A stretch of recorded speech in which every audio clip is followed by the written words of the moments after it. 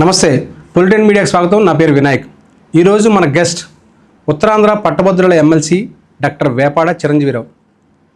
Doctor Vepada Chiranjeevirao అంటే ఎవరికి తెలియకపోవచ్చు, కానీ ఎకనమిక్ చిరంజీవిరావు అంటే మాత్రం ఈ ఉత్తరాంధ్రలో తెలియని వారంటూ ఎవరు ఉండరు.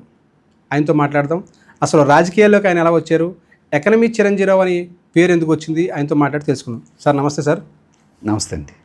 Thank you very much sir మాకు ఇంటర్వ్యూకి వచ్చినందుకు.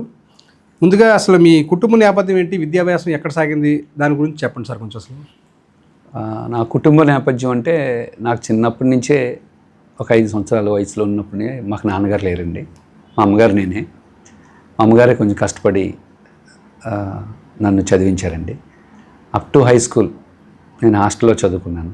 ఇంటర్మీడియట్ టు డిగ్రీ ప్రతి సంవత్సరం రాజమండ్రి వెళ్ళి సెలవుల్లో అక్కడ పనిచేసి వచ్చిన డబ్బులతో మరలా పుస్తకాలు బట్టలు కొనుక్కొని మరలా నెక్స్ట్ అకాడమిక్ ఇయర్ చదువుకునేవానండి.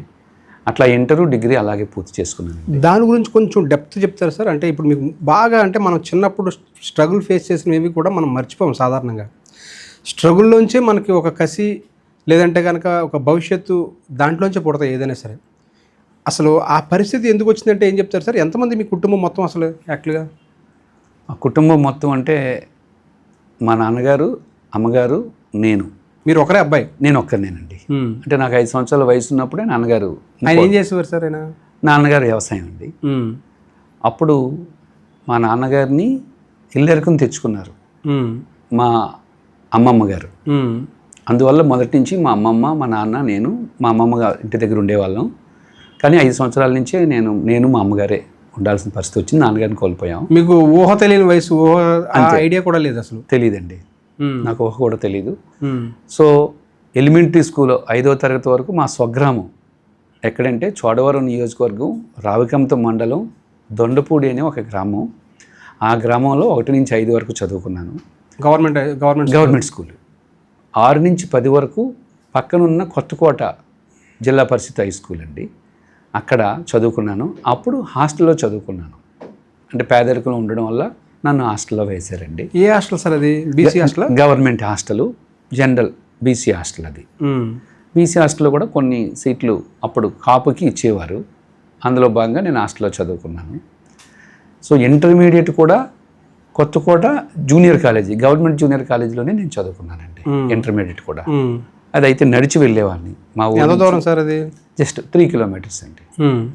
మా గ్రామం నుంచి కొత్తకోట అనేది 3 కిలోమీటర్లు నడిచి వెళ్ళేవాడిని. అప్పుడప్పుడు ఎవరైనా సైకిల్ మీద దారింటి వెళ్తూ ఎవరైనా సైకిల్ ఎక్కిస్తారేమో ఆశపడుతూ వచ్చేవాళ్ళం.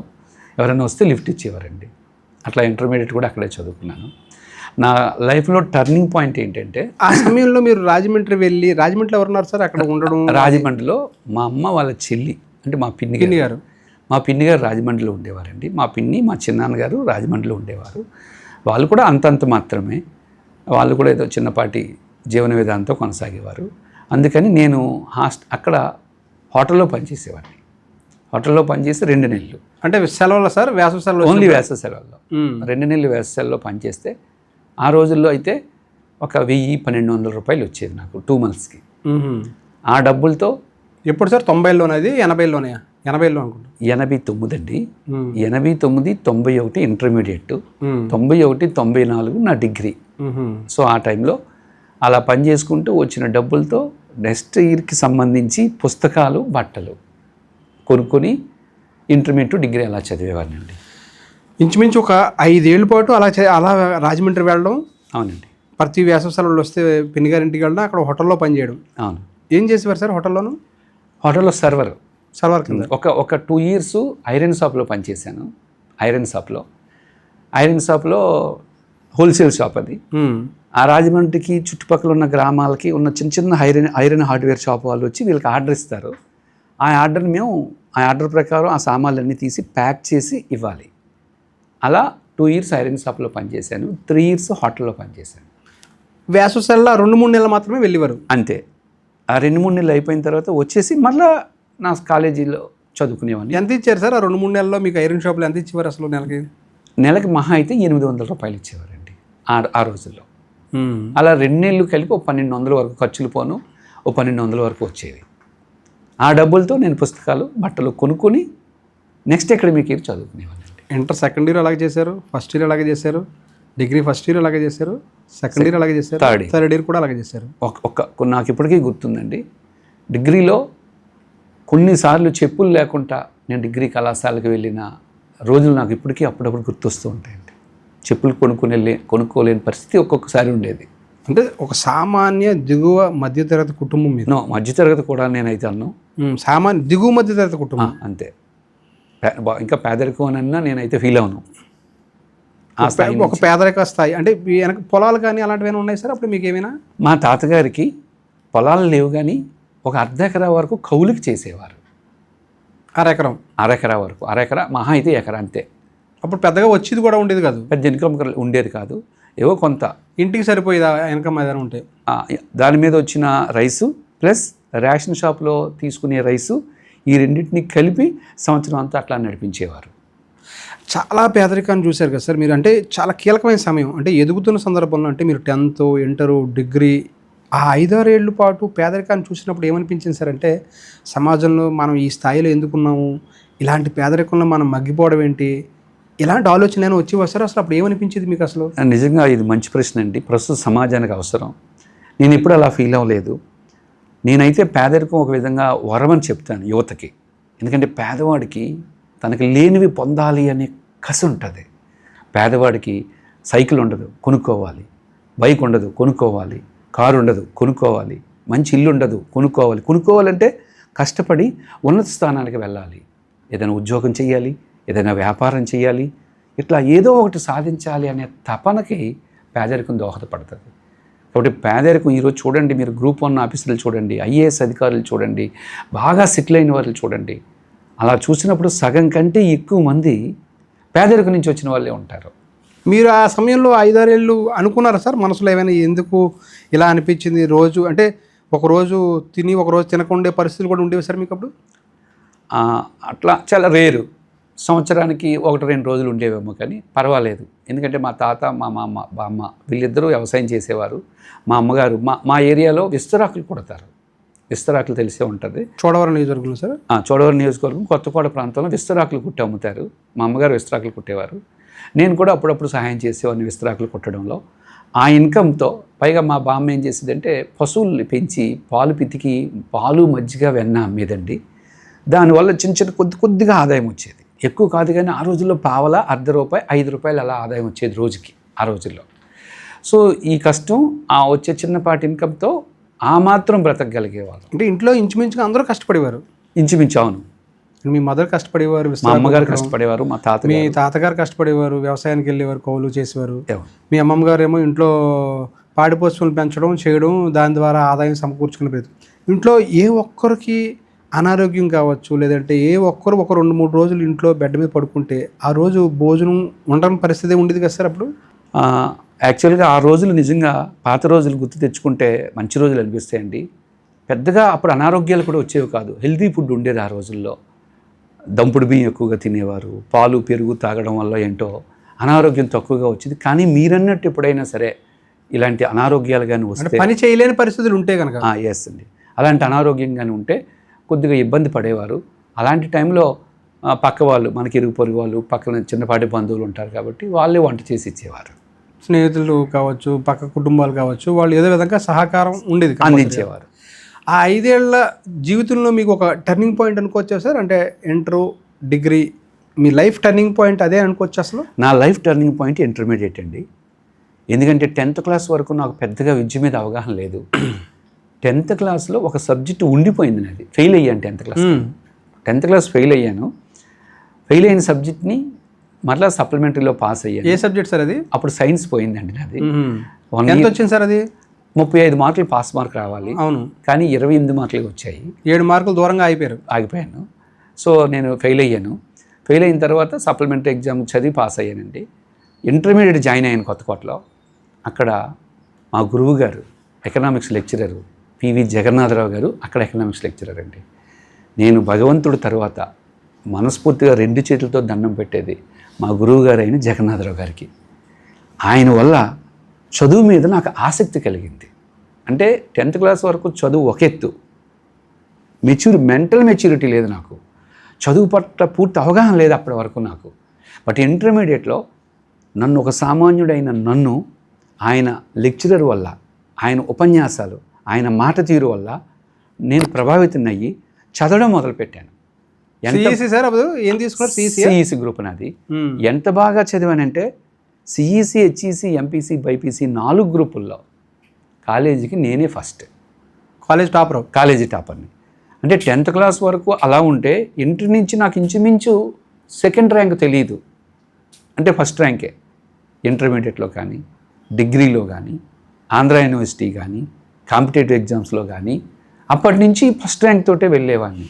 మీరు జగన్నాథరావుచారిలో ఏమన్నారు సార్? పివి జగన్నాథరావు గారు అండి. పివి జగన్నాథరావు గారు ఆయన ఏం చెప్పేవారు సార్? అంటే మీకు ఆయన మామూలుగా మనకి ఎక్కడైనా చూసుకుంటే కనుక క్లాస్కి లెక్చరర్ వస్తారు, ఆయన లెక్చర్ ఇస్తారు, ఆయన చాప్టర్ ఏదో చెప్పిన తర్వాత సిలబస్ కంప్లీట్ చేసేసుకుంటారు, వెళ్ళిపోతారు సాధారణంగా ఎవరైనా సరే. ఆయనకి మీకు అనుబంధం ఏర్పడడానికి ఎక్కడ మీకు కనెక్షన్ కుదిరింది సార్? అసలు అనుబంధం ఎలా కుదిరింది? ఇప్పుడు 10th క్లాస్ వరకు చదువు అంటే భయం ఉండేదండి. సైన్స్ అన్నా, మ్యాథమెటిక్స్ అన్నా, ఇంగ్లీష్ అన్నా సరిగ్గా అర్థం కాకపోవడం, కంఠస్థం పెట్టడం, ఇలాంటి భయం ఉండేదండి. ఎప్పుడైతే ఇంటర్మీడియట్కి వచ్చానో, ఆర్ట్స్ గ్రూప్ తీసుకున్నానో, మా ఎకనామిక్స్ సార్ యాక్చువల్గా ఆర్ట్స్లో కష్టమైన సబ్జెక్ట్ ఎకనామిక్స్. ఆయన ఆ కష్టమైన సబ్జెక్ట్ని చాలా ఈజీగా అరటిపండు ఒలిచిపెట్టినట్లుగా చాలా ఈజీగా చెప్పేవారు. చెప్పడంతో ఆయన చెప్పేది మాకు ఈజీగా అర్థమైపోయేది. నాకు చాలా ఈజీగా అర్థమయ్యేది. ఇంటికి వెళ్ళి ఒక్కసారి టెక్స్ట్ బుక్ చదివితే చాలా వరకు గుర్తుండిపోయేది. నా తోటి ఫ్రెండ్స్ అడిగితే నేనే తిరిగి వాళ్ళ డౌట్లు క్లారిఫై చేసే స్థాయికి వెళ్ళిపోయాను.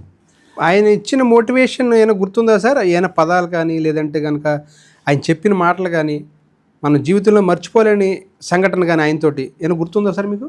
అంటే ఒకటి, ఆయన టీచింగ్ నన్ను ప్రభావితం చేసింది. ఆయన టీచింగ్ నన్ను బాగా అందరూ ఆ టైంలో, సార్ టైంలో కాంటెంపరీ నాకు పాఠం చెప్పిన లెక్చరర్స్ అందరూ బాగా చెప్పేవారు. కానీ ఈ జగన్నాథరావు గారు, మా ఎకనామిక్స్ లెక్చరర్ యొక్క ప్రభావం నాపై చాలా ఎక్కువగా పడింది. ప్రభావం అంటే, సార్ ఈ డౌట్ కొంచెం చెప్పండి అంటే, జనరల్గా లెక్చరరు స్టూడెంట్కి లెక్చరర్కి మధ్య గ్యాప్ మెయింటైన్ చేస్తారు. ఆయన వెంటనే నా భుజమే చేసుకొని, సో అదే కదరా సూక్ష్మార్థశాస్త్రం అంటే ఇంతే కదా పదా చెప్తానని చెప్పి భుజం మీద చేయి వేసుకొని ఆయన ఎక్కడికి వెళ్తే అక్కడికి, సపోజ్ బస్ స్టాండ్కి వెళ్ళిపోతున్నాడు, అలా నడుచుకుంటూ వెళ్తూ చెప్పేసేవారు. లేదా ఏదో ఇంటికి వెళ్తున్నారు, నేచర్ కాల్కి వెళ్తున్నారు, అయినా సరే ఫ్రీగా నా భుజం మీద చేసుకుని అలా చెప్పుకుంటూ వెళ్ళిపోయేవారండి.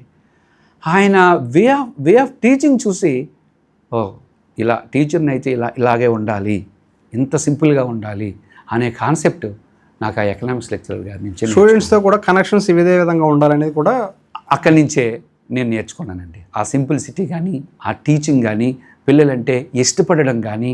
హై స్కూల్ వరకు ఉపాధ్యాయుడు అంటే భయం ఉండేది, బట్ ఇంటర్మీడియట్కి వచ్చేసరికి ఉపాధ్యాయుడు అంటే భయం స్థానంలో గౌరవం పెరిగింది, ఇష్టం పెరిగింది. ఎవరైతే బాగా చెప్తారో వాళ్ళతో మమేకం అవడం పెరిగింది. అది నా లైఫ్ టర్నింగ్ అండి. ఇంటర్మీడియట్ నుంచి ఏమనుకున్నారు సార్? అంటే డిగ్రీ అయిన తర్వాత ఏం చేద్దాం అనుకున్నారు? అసలు డిగ్రీ అవగానే మీరు ఆ సందర్భంలో అంటే రకరకాలుగా అప్పుడు ఏంటంటే ఎంప్లాయ్మెంట్ న్యూస్ ఉండడం, లేదంటే కనుక ఎవరో చుట్టుపక్కల వాళ్ళు చెప్పడం రైల్వే పడిందని, లేకపోతే గ్రూప్స్ పడిందని, లేకపోతే ఇక్కడ అలా. అప్పుడు మీకు ప్రభావం ఎలా అనిపించింది? ఏమవుదాం అనుకున్నారు అసలు మీరు? మామూలుగా మీ గోల్ ఏమనుకున్నారు అప్పట్లో? సో ఇది కూడా ఇప్పుడు సమాజానికి అవసరమయ్యే ప్రశ్న అండి. మా టైంలో, మా జనరేషన్లో నేను పల్లెటూరులో ఉండడం వల్ల, మాది బాగా పల్లెటూరు, నేను చదువుకున్న కొత్తకోట కూడా ఇంచుమించు పల్లెటూరు అండి. అంత ఎడ్యుకేషన్లో అవేర్నెస్ లేదు. అవును, లేకపోవడం వల్ల ఇంటర్ అయిన తర్వాత ఏం చేయాలి, డిగ్రీ అయిన తర్వాత ఏం చేయాలి అంత అవగాహన ఉండేది కాదు. డిగ్రీ అయిపోయిన తర్వాత నేను ఆసెట్ రాశాను, ఎడ్సెట్ రాశాను. ఈ 2 రాస్తే 2 ర్యాంకులు వచ్చాయి నాకు. మా జగన్నాథరావు గారి దగ్గరికి వెళ్ళాను, సార్ నేను ఏం చెయ్యాలండి అని. ఎందుకంటే నాకు అవగాహన లేదు, మా నాన్నగారు లేరు, అమ్మగారు నిరక్షరాస్యులు, మా కుటుంబంలో ఎవరు చదువుకున్న వాళ్ళు లేరు, మా ఊళ్ళో పెద్దగా ఉద్యోగస్తులు లేరు. ఆ టైంలో మా ఊళ్ళో మహా అయితే 5-6 టీచర్లు ఉండేవారు, అంతకుమించి మా ఊళ్ళో ఉద్యోగస్తులే లేరు. అందువల్ల నన్ను ఎవరు ఎడ్యుకేట్ చేయలేదు. మా జగన్నాథరావు గారి దగ్గరికి వెళ్ళేసరి, అరే నువ్వు కొంచెం పేదరికంలో ఉన్నావు కదా, నువ్వు పీజీ చేస్తే సెటిల్ అవ్వడానికి టైం పడుతుంది కాబట్టి ముందు బీఈడీ చేసేయి, నీకు ముందు ఒక టీచర్ పోస్ట్ వచ్చేస్తుంది, ఆ తర్వాత కావాలంటే వేరే ఉద్యోగానికి రాసుకోవచ్చు అని సలహా ఇవ్వడంతో ముందు బీఈడీ చేసి ఆ తర్వాత ఎంఏ ఎకనామిక్స్ ఆంధ్ర యూనివర్సిటీలో ఎంఏ ఎకనామిక్స్ చేశానండి. కాబట్టి ఇప్పుడు స్టూడెంట్స్లో ఉన్నంత అవేర్నెస్, చైతన్యం ఆ రోజు నాకు లేదు. నేను గ్రూప్ 1 ఆఫీసర్ని అవ్వాలి, ఒక సివిల్ సర్వెంట్ని అవ్వాలి అన్నంత ఆలోచనే నాకు లేదు ఆ రోజు. ఎందుకు లేదంటే నా చుట్టూ ఉన్న ఎన్విరాన్మెంట్ అలాంటిది. తర్వాత ఇప్పుడు మీరు బీఈడి పూర్తి చేశారు. బీఈడి ఎక్కడ చేశారు సార్? బిఎడ్ నేను ఏలూరులో చేశాను. సిఆర్రెడ్డి బీఈడి కాలేజీలో చేశారు. ఎస్. ఓకే, అక్కడికి ఎందుకు వెళ్ళారు సార్? అంటే అక్కడికి ఎందుకు వెళ్ళాల్సి వచ్చిందంటే 201 వచ్చింది నాకు అప్పుడు ర్యాంకు. ఆ సెట్ చూస్తే ఫస్ట్ ర్యాంక్ వచ్చింది. బట్ నాకు డిగ్రీ చదివేటప్పుడు అందరూ ఆంధ్ర యూనివర్సిటీ అంటే చాలా గొప్పగా ఉంటుంది, ఒక్కసారి ఆంధ్ర యూనివర్సిటీలో కాలు పెడితే చాలు జీవితం ధన్యమైపోద్ది అని చెప్పేవారు డిగ్రీలో ఫ్రెండ్స్. నా టార్గెట్ అంతా ఆంధ్ర యూనివర్సిటీలో పీజీ కొట్టడం. అందుకని నేను ఏయూ సెట్ గురించే బాగా ప్రిపేర్ అయ్యాను. ఎడ్ సెట్ గురించి ప్రిపేర్ అవ్వలేదు. ఏయూ సెట్లో ఫస్ట్ ర్యాంక్ వచ్చింది. ఫస్ట్ ర్యాంక్ వచ్చింది. బట్ ఎడ్ సెట్లో చూస్తే 201 వచ్చింది. 200 వరకు గవర్నమెంట్ కాలేజీలో సీట్ వచ్చింది. 201కి ప్రైవేట్ కాలేజీకి వెళ్ళాల్సి వచ్చింది. ఆ టైంలో మా మా గురువుగారు ఏం చెప్పారంటే, నువ్వు ముందు ఇది చేసుకుంటే లైఫ్లో సెటిల్ అవుతావు, నువ్వు ఎక్కడొచ్చినా వెళ్ళిపో అని చెప్పారు. దీంతో నేను అక్కడికి వెళ్ళాల్సి వచ్చిందండి. అక్కడ ఎలా ఉన్నారు సార్? అక్కడ ఎక్కడ ఉన్నారు? రూమ్ తీసుకున్నారా? ఎలా ఉన్నారు? అక్కడ ముగ్గురు స్నేహితులు కలిసి ఒక రూమ్ తీసుకొని మా కాలేజీ పక్కనే రైల్వే ట్రాక్ అవతల పోస్టల్ కాలనీ అని ఉండేది. అక్కడ ముగ్గురు ఫ్రెండ్స్ కలిపి రూమ్ తీసుకొని ఉండేవాళ్ళం. రైస్ అది ఇంటి దగ్గర నుంచి తెచ్చుకునేవాళ్ళం, కూరగాయలు బయట కొనుక్కొని వంట చేసుకునేవాళ్ళం. మీకు ఇంటర్మీడియట్లో అనుభవం ఉంది, డిగ్రీలో అనుభవం ఉంది, అంటే బయట పని చేసుకుంటూ ఎలా చదువుకోవాలనేది అప్పటికే కొంత అవగాహన వచ్చింది. ఈ బీఈడి అంటే 9 నెలల నుంచి ఒక 1 ఇయర్ పడుతుంది మీకు ఇంచుమించుగా. అంతే, అప్పుడు అంతే కోర్సు. ఇప్పుడు 2 years కానీ అప్పుడు 1 ఇయర్. సో ఎలాగా దాన్ని అప్పుడు 1 ఇయర్ గడిపారు అంటే ఏం చెప్తారు సార్? ఇంటి దగ్గర నుంచి డబ్బులు తెచ్చుకుని చేశారా, లేదా బయట ఎక్కడైనా మధ్యలో చేస్తూ గడిపారా? లేదు, ఎడ్సెట్లో మాత్రం సెలవుల్లో పనిచేసి డబ్బులతో నేను చదువుకున్నాను, కానీ చదువుతూ ఉన్నప్పుడు పని చేయడానికి నాకు అయ్యేది కాదు. ఎందుకంటే ఒక పక్క క్లాసులు వినాలి, ఒకసారి మళ్ళీ ఇంటికి వచ్చి దాన్ని రివిజన్ చేసుకోవాలి. కాబట్టి నేను ఎడ్సెట్ చదివేటప్పుడు పని చేయలేదు. ముందు సెలవుల్లో సంపాదించిన డబ్బులు దానికి ఉపయోగపడేవి. ఇంటి దగ్గర నుంచి రైస్ పంపించేవారు. మా అమ్మగారు కొంచెం కష్టపడి చెప్పకూడదేమో కానీ మా అమ్మగారికి ఉన్న గోల్డ్ చైన్, పుస్తులతో అంటాం కదా, అది గోల్డ్కి సంబంధించింది.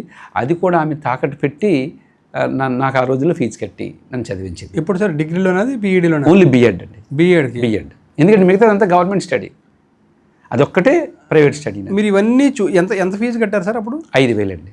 5,000 ఆ రోజు ఫీజు 5,000. ఇవన్నీ చూసినప్పుడు అంటే ఇంట్లో పరిస్థితులు చూశారు, కష్టపడి మీరు పుస్తకాలకి ఇంట్లో భారం కాకూడదని మీరు పిన్నిగారింటికి వెళ్ళి అక్కడ పనులు చేసుకుంటా హోటల్లో సర్వర్ పనిచేసి ఒక కొంతకాలం, ఆ తర్వాత ఏమో స్టీల్ దాంట్లో పనిచేసి కొంతకాలం, కొంత ఇంట్లో చేదుడు బదులుగా ఉండాలని, మీ చదువు మీ మీద ఉండాలనే దాని మీద మీరు వెళ్ళారు. అప్పుడు బీఈడికి వచ్చేటప్పటికి మదర్ పుస్తకాలు ఇచ్చి అది అమ్మేటప్పుడు మీకు ఏమనిపించింది సార్ అసలు?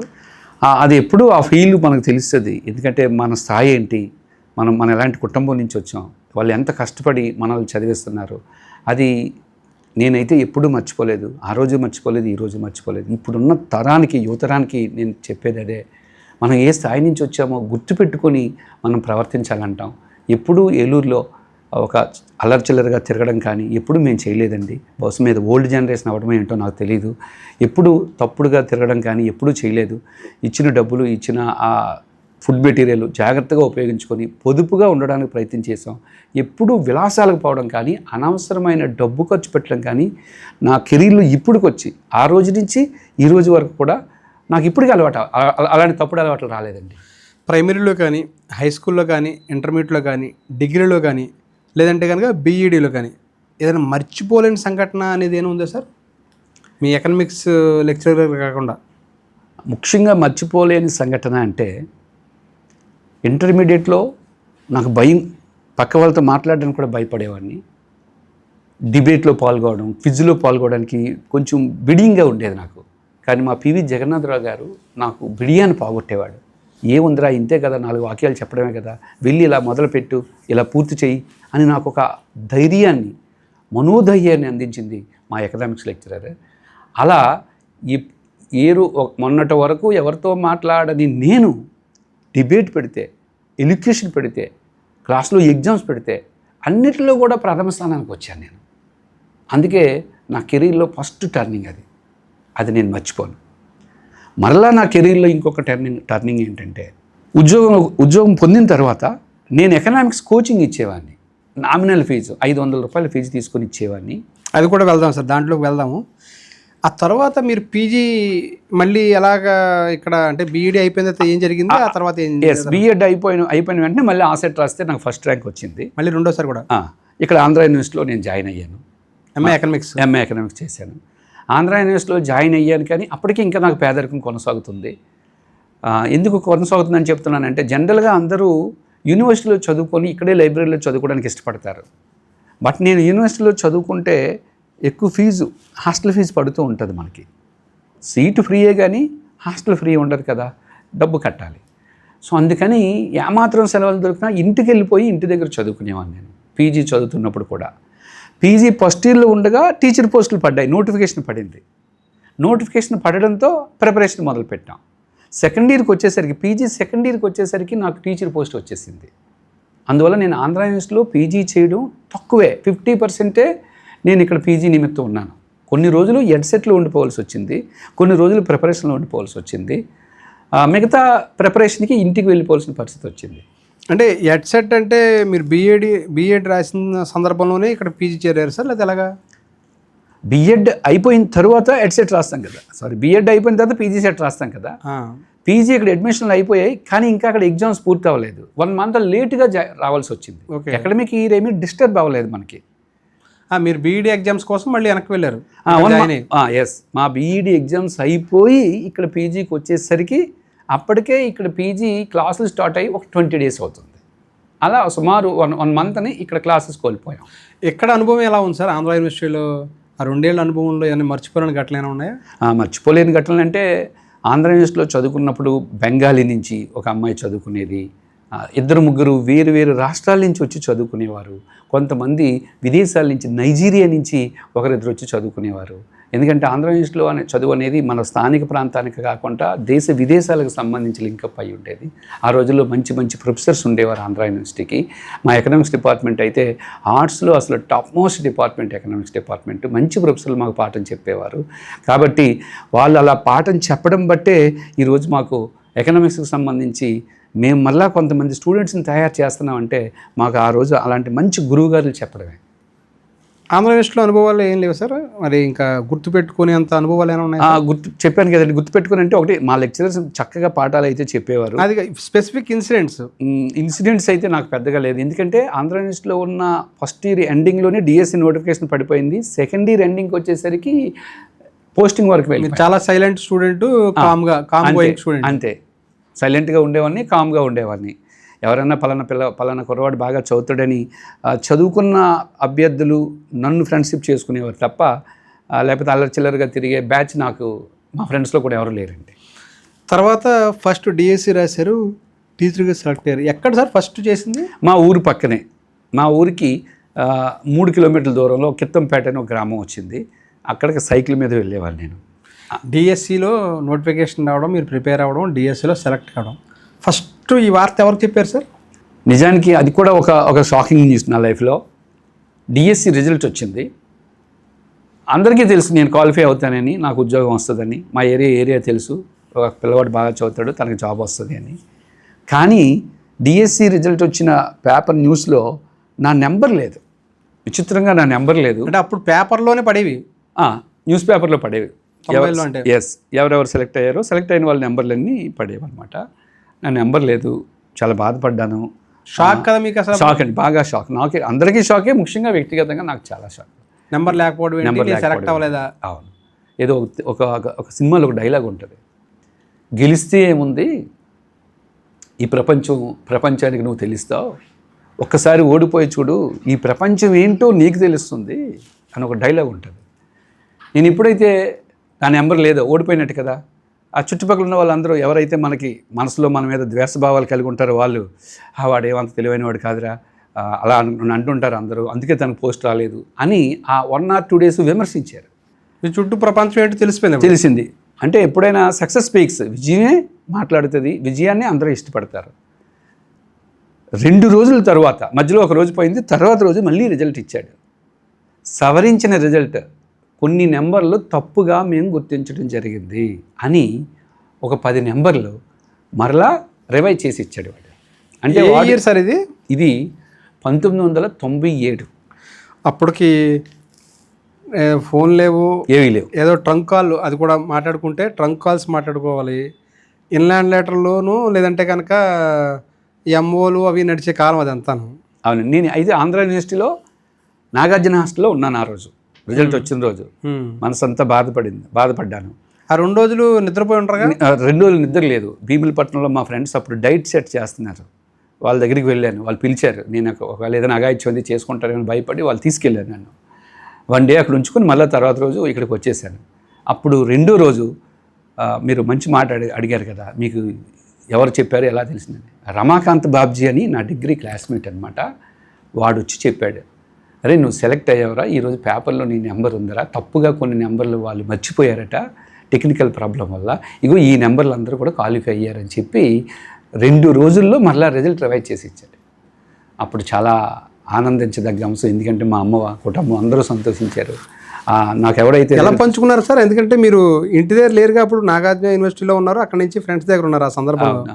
ఆ సందర్భంలో తెలియగానే మీ ఫ్రెండ్స్ చెప్పగానే మీరు మళ్ళీ పేపర్ వెతుక్కుని ఉంటారు ఒకసారి నెంబరు.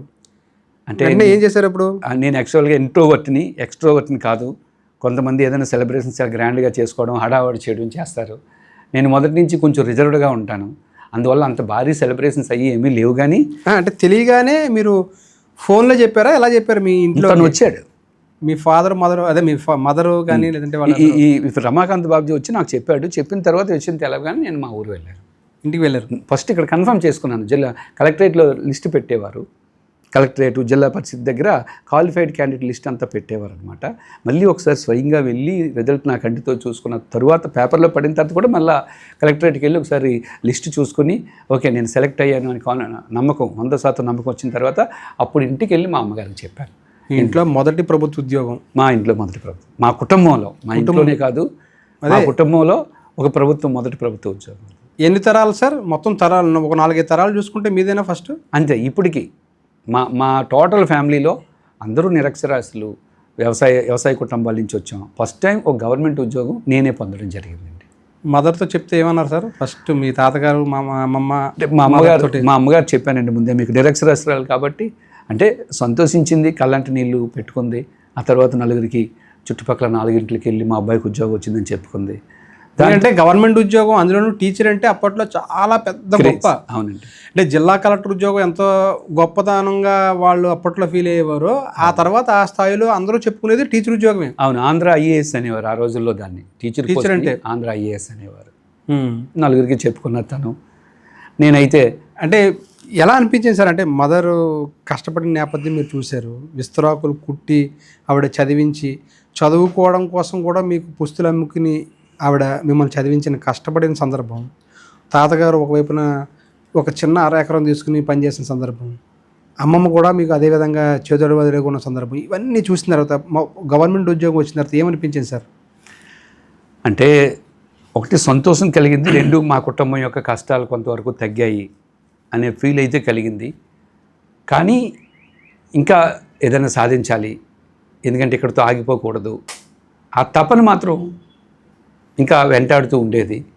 ఫస్ట్ జీతం ఆ రోజు ఎంత సార్? అప్పుడు 1200 అండి. ఫస్ట్ 1200 తీసుకున్నప్పుడు ఏమనిపించింది సార్? 1200 జీతం ఫస్ట్ టైం డబ్బు తీసుకుని చూసేసరికి కష్టార్జితం, అది తొలి జీతం కాబట్టి, అది ప్రభుత్వ ఉద్యోగ జీతం కాబట్టి చాలా సంతోషం కలిగింది. మర్చిపోలేని మూమెంట్ ఉందా సార్? అంటే జీతం అందుకునేప్పుడు కానీ ఏదైనా స్పెసిఫిక్గా మనకి ఇప్పటికీ కళ్ళకి గుర్తున్నట్టు ఉంటాయి? ఎందుకంటే అవునండి, ఈ రోజు అంటే జీతాలు మన అకౌంట్లో పడిపోతాయి, తెలియదు మనకు, జీతం వచ్చినట్టు కూడా తెలియదు. బట్ ఆ రోజుల్లో జీతాలంటే హెడ్ మాస్టర్లు కానీ డ్రాయింగ్ ఆఫీసర్లు కానీ వెళ్ళి ట్రెజరీ దగ్గరికి వెళ్ళి డబ్బులు తెచ్చి 1వ తేదీని సంతకం పెట్టించుకుని రెవెన్యూ స్టాంప్ అంటించి సంతకం పెట్టి డబ్బులు లెక్క పెట్టి చేతికిచ్చి కౌంట్ చేసుకోమనేవారు. అది ఒక రకమైన ఇంకా చెప్పలేని మానసిక అనుభూతి, ఒక మంచి మధురానుభూతి, అది చెప్పలేము. ఎందుకంటే ఈరోజు లక్షల కొద్ది శాలరీస్ వచ్చినా అకౌంట్లో పడిపోతే మొబైల్ చూసుకోవడం, ఆ ఫీలింగ్ ఉండదు. లేదు. పైగా ఆ రోజుల్లో 10 రూపాయల నోట్లు, 5 రూపాయల నోట్లు ఉండేవి. 1000 రూపాయలు కట్ట, నోట్లు కట్ట, ఓ బండిల్ ఇచ్చారు. అసలు మన జీవితంలో ఎప్పుడు అలాంటి బండిల్ చూడలేదు మనం, 5-10 రూపాయలు అలాంటివి. అవునండి, చాలా హ్యాపీగా ఫీల్ అయ్యాం. అయితే మనం వెంకటేశ్వర స్వామి భక్తిని నేను తొలి జీతం వెంకటేశ్వర స్వామికి వేయాలని చెప్పి వెంకటేశ్వర స్వామి దర్శనం చేసుకుని తిరుపతి వెళ్ళారు సార్? వెంటనే కొద్ది రోజులు ఆగిన తర్వాత వెళ్ళాను. తొలి జీతాన్ని మాత్రం ఖర్చు పెట్టకుండా హుండీలో వేయడం జరిగింది. ఓకే, అది మర్చిపోలేని అనుభూతిగా మీకు? ఖచ్చితంగా నాకు కానీ మా అమ్మగారికి కానీ మా గ్రామానికి కానీ మర్చిపోలేని అనుభూతి. అది ఎంతోమందికి ఒక ఇన్స్పిరేషన్. నాకు అనుభూతి, మరికొంతమందికి పేదరికంలో ఉన్నప్పటికీ బాగా చదువుకుంటే ఉద్యోగం పొందొచ్చు అని మరికొంతమందికి ఒక మెసేజ్ అది. డిఎస్సి సెలెక్ట్ అయ్యి మీరు టీచర్గా ఎంపికైన తర్వాత మీ గ్రామస్తులు కానీ వాళ్ళు కానీ ఏదైనా సన్మానాలు చేయడం కానీ, ఎందుకంటే అప్పట్లో ఇలాంటివన్నీ కొంచెం చెప్పుకోవడాలు, లేకపోతే పిలిచి 10 మంది మధ్యలో ఒక అంటే భారీ స్థాయిలో చేయకపోయినా ఒక కనీసం సాల్వ్ వేయడాలు కానీ ఇలాంటివన్నీ ఉండి అలాంటిది ఒకటి 2 కారణాలు. ఒకటి, మా ఊర్లో పెద్దగా ఆ కల్చర్ లేదు. రెండోది, బహుశా నేను పెద్ద ఫ్యామిలీ నుంచి రాలేకపోవడం వల్ల కావచ్చు, లేకపోతే ఆ కల్చర్ లేకపోవడం వల్ల కావచ్చు. అలాంటివి అయితే జరగలేదు. కానీ స్నేహితులు మాత్రం అందరూ వచ్చి, ఊరంతా తెలిసింది బాగా, ఊరందరూ తెలిసింది. మొదటి నుంచి నా క్యారెక్టర్ తలదించుకుంటే ఎక్కడైతే పని నిమిత్తం వెళ్తాం తప్ప ఎవరిని అటు ఇటు చూసే మనస్తత్వం కాదు. కాబట్టి ఒక మంచి గుడ్ విల్ ఉంది. దీనికి తోడు సక్సెస్ అయ్యాం, అభినందించారు అందరూ. అంటే చిరంజీవికి ఉద్యోగం వచ్చిందని అనడం కానీ, లేకపోతే వ్యక్తిగతంగా కలిసినప్పుడు చాలా బాగా చదివావురా, పోన్లే మీ అమ్మగారి కష్టాలు తీరాయని చెప్పేవారు తప్ప పర్టికులర్గా సభలు సమావేశాలు అంటూ అలాంటివి జరగలేదు. ఫస్ట్ టైం ఉద్యోగుడిగా మీరు ప్రభుత్వ ఉద్యోగం మొదలుపెట్టారు, ఉపాధ్యాయుడిగా. ఉపాధ్యాయుడే అవ్వాలని ఎందుకు అనుకున్నారు సార్? మీ జగన్నాథరావు గారు మాటలేనా? అంతే చెప్పాను ముందే అండి మీకు. పీజీ పేదరికం నుంచి బయటపడాలంటే ముందు ఏదో ఒక ఉద్యోగం రావాలి అని చెప్పారు. సో దీంతో ఫస్ట్ టీచర్గా అయ్యాను. పైగా మా లెక్చరర్స్ యొక్క ప్రభావం పడింది నా మీద. టీచర్ పోస్ట్ వచ్చింది కానీ ఎక్కడో అసంతృప్తి అయితే ఉంది నాకు. ఎందుకంటే మన పాఠాన్ని పిల్లలకి చెప్పడానికి అక్కడ అవకాశం లేదు. ఎలిమెంటరీ స్కూల్స్లో చిన్న పిల్లలు, చిన్నపిల్లలు మన నాలెడ్జ్ని వారు షేర్ చేసుకోలేరు. ఎందుకంటే నేను చెప్పిన వాళ్ళకి ఆ స్టాండర్డ్స్ లేవు. కాబట్టి ఒక పక్కకు వారికి క్లాసులు చెప్తూ మళ్ళీ సాయంత్రం వచ్చి, ఎక్కడ సెలవు కూడా పెట్టుకుంటాం, మళ్ళీ సాయంత్రం వచ్చి నెక్స్ట్ డిఎస్సికి ప్రిపేర్ అయితే 98లో స్కూల్ అసిస్టెంట్ పోస్ట్ సంపాదించాను. అప్పుడైనా సార్ 98 డిఎస్సి అయినా కొంచెం వివాదం అయింది. 99 అది 98 డిఎస్సి వివాదం కాదు, కానీ అలా కంటిన్యూగా ఇప్పటికీ కూడా 98 బ్యాచ్ వాళ్ళు పోస్టులు 500 ఉన్నాయి, 1000 పోస్టులు ఉన్నాయనుకోండి. 1000 పోస్టుల్లో ఎంట్రీకి ఆ రోజు 1:2 పిలిచేవారు. ఎంట్రీ ఉండేది మా టైంలో. ఇప్పుడు డిఎస్సికి ఎంట్రీలు లేవు. మా టైంలో 1:2 పిలిచేవారు. 1:2 పిలిస్తే 1:1 కదా సెలెక్ట్ అవుతారు. ఆ మిగిలిపోయిన 1%, 1:1 రేషియో వాళ్ళు మరలా ఉద్యోగాల కొరకు అలా ప్రభుత్వాన్ని వెంటాడుతుండేవారు. ఆ కేసు ఇప్పటికీ కొనసాగుతూ వస్తుంది. మొత్తం ఎన్ని పోస్టులు తీశారు సార్ అప్పుడు 98లో? అయితే నాకు ఎగ్జాక్ట్గా ఫిగర్ అయితే నంబర్ అయితే గుర్తులేదు, కానీ స్కూల్ అసిస్టెంట్లు, నేను రాసిన స్కూల్ అసిస్టెంట్లు మాత్రం విశాఖ జిల్లాలో 6 పోస్టులు. ఎంతమంది పోటీ పడి ఉంటారు సార్? 6 పోస్టులు అంటే ఈ 6 పోస్టులకి ఒక 5,000 మంది వరకు పోటీ పడతారు. 6 పోస్టులకి 6 పోస్టులు, 2 పోస్టులు ఓపెన్ పోస్టులు 2. ఆ 2 పోస్టులో ఒక పోస్టు నాకు వచ్చింది. నేను ఎప్పుడు నాకు ఒక పోస్ట్ ఉంటే చాలు అనుకునేవాడిని. ఎందుకంటే నంబర్ ఎక్కువ ఉంటే నాకు ఉద్యోగం వచ్చేస్తుందని ఎప్పుడూ ఫీల్ అవ్వలేదు. ఎందుకంటే మనం సీరియస్గా కష్టపడి చదవాలని చదువుతాం. ప్లానింగ్ ఎలా చేసుకున్నారు సార్ అప్పుడు మీరు? చదివేటప్పుడు నేను సరిగ్గా బాగా ప్లాన్ చేసుకుంటానండి. మనకి ఎన్ని రోజులు ఉన్నాయి, మనకున్న సిలబస్ ఏంటి, సపోజ్ మనకున్న సబ్జెక్టులు 10 సబ్జెక్టులు, మనకున్న రోజులు 100 రోజులు. అప్పుడు ఒక్కొక్క సబ్జెక్ట్కి ఒక్కొక్క 10 రోజులు ప్లాన్ చేసుకొని, రోజుకి ఒకే సబ్జెక్ట్ కంటిన్యూగా చదివితే విసుగొస్తుంది. కాబట్టి కనీసం ఒక 2 సబ్జెక్టులు, ఒక 6 గంటలు ఒక సబ్జెక్టు, ఒక 6 గంటలు ఒక సబ్జెక్టు చదివేటప్పుడు ఎప్పుడు నేను టైం వేస్ట్ చేసేవాడిని కాదు. సపోజ్ తెల్లవారుజాముని 4-5కి లేవడం నాకు అలవాటు. అలారం పెట్టుకొని 4 గంటలు లేచి చదవడం స్టార్ట్ చేసేవాడిని. చదువుతప్పుడు నాకు రెండో పని తెలియదు కూడా. నాకు గేమ్స్, స్పోర్ట్స్ పెద్దగా రావు. ఎందుకంటే ఎప్పుడు పుస్తకం పట్టుకునే ఉండేవాడిని. కాబట్టి మళ్ళీ రాత్రి నిద్రపోయే వరకు 9-10 వరకు చదువుతూ ఉండేవాడిని. మధ్యలో కొంచెం కంటిన్యూ చదివితే ఎవరికైనా బోర్ ఫీల్ అవుతాం. కాబట్టి మధ్యలో ఒక పావు గంట, అరగంట. అంటే ఇలా ప్లాన్ చేసుకోవాలనే ఆలోచన ఎలా వచ్చింది సార్? ఎందుకంటే అంతలా ప్లానింగ్ చేయాలంటే అనుభవజ్ఞుల సలహాలు, సూచనలు కావాలి కంపల్సరీగా. అంటే మనం ఈ టైం చాలామందికి ఇప్పుడు అదే తెలియట్లేదు. ఫస్ట్ ప్లానింగ్లోనే ఫెయిల్ అయిపోతున్నారు ఎవరు రాసినా సరే. ఏ పోటీ పరీక్ష రాసినా కూడా ఆ తక్కువ సమయం, అందరికీ ఉండేది 24 గంటలైనా కొంతమంది కొట్టగలుగుతున్నారు, కొంతమంది కొట్టలేకపోతున్నారు. అందరూ ఇంచుమించు నేను బాగానే చదివాను అనుకున్నా కూడా ఎలా ప్రిపేర్ అవ్వాలో తెలియని పరిస్థితులు. మీరు అప్పటికి ఇలాంటి ఆలోచన ఎలా వచ్చింది సార్? అంటే ఇలా ప్రిపేర్ అవ్వాలని, ఈ సబ్జెక్ట్స్ని ఇలా మనం షేర్ చేసుకోవాలి, దీనికి ఇంత సమయం కేటాయించాలని ఎలా అనిపించింది మీకు అసలు? సో మనం ముందే చెప్పుకున్నాం, necessity the mother of invention అని. ఈ పేదరికమే అన్నీ నేర్పుతుంది మనకి. మొదటి నుంచి పేదరికంలో ఉండడం వల్ల ఇంటర్మీడియట్లో కాలేజీ ఫస్ట్, సార్ ఏదైనా టెస్ట్ పెట్టినా ఫస్ట్ వచ్చేవాడిని. డిగ్రీలో కూడా ఏదైనా సెమినార్ ఇచ్చినా ఫస్ట్ వచ్చేవాడిని.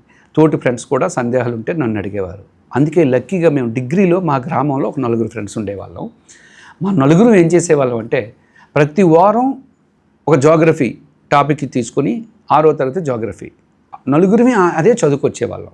చదువుకొచ్చి ఆదివారం స్కూల్లో క్విజ్ పెట్టుకునేవాళ్ళం. ఆదివారం స్కూల్ సెలవు కాబట్టి ఆ స్కూల్ గ్రౌండ్ను మేము వరండాను ఉపయోగించుకొని క్విజ్ పెట్టుకునేవాళ్ళం. ఆ క్విజ్లో ఎవరికి ఫస్ట్ వస్తే వాళ్ళు అభినందించేవాళ్ళం. అలా సుమారు 1-2 ఇయర్స్ డిగ్రీలో అదే కొనసాగించాం మేము. సో అప్పటి నుంచే మాకు వీక్లీ ఒక సబ్జెక్ట్, ఈ వారం జాగ్రఫీ, నెక్స్ట్ వారం సివిక్స్, నెక్స్ట్ వారం హిస్టరీ, నెక్స్ట్ వారం ఎకనామిక్స్, నెక్స్ట్ వారం కరెంట్ అఫైర్స్. 6వ తరగతి అయిపోతే మరలా 7వ తరగతి. ఇట్లా కంటిన్యూగా లాస్ట్ 2-3 ఇయర్స్ నుంచి అప్పటి నుంచే చదువుకుంటూ వచ్చాం. కాబట్టి సబ్జెక్ట్ని సకాలంలో ఎలా పూర్తి చేయాలి అనేది ఎవరూ గైడ్ చేయకపోయినప్పటికీ ఆ గత 3 సంవత్సరాల యొక్క అనుభవం మన పేదరికం టైం వేస్ట్ చేయకుండా చదువుకోవాలి అనే అంశాన్ని ఆటోమేటిక్గా మనకు నేర్పింది.